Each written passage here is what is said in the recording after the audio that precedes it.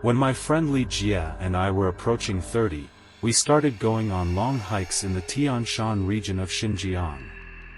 This terrifying experience happened when I was 28 and Li Jia was 29, during a camping trip in Ice Ridge Canyon.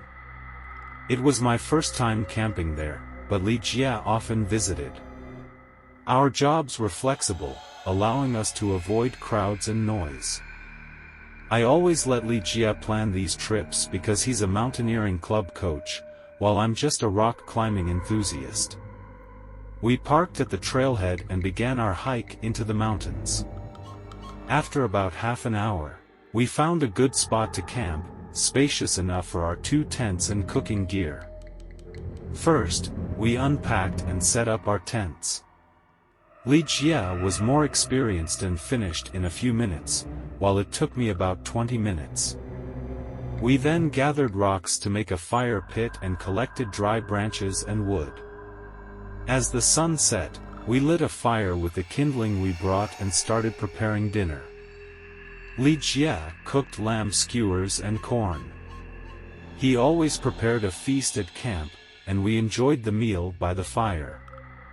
We had brought animal repellent just in case, but Li Jia always said the real danger wasn't animals but other people.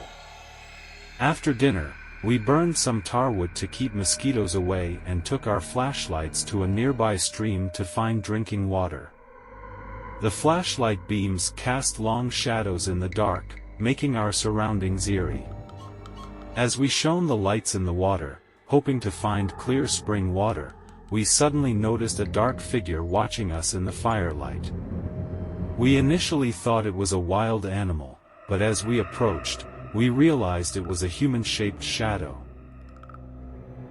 Our hearts raced as we heard a distant rumbling sound from the direction where the shadow had disappeared. We quickly unlocked the safety on our repellent and looked around cautiously, but we couldn't see anything in the dark.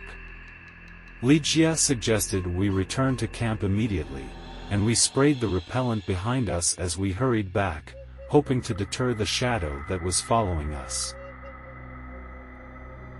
We made it back to camp without seeing the shadow again, but we couldn't shake off the unease.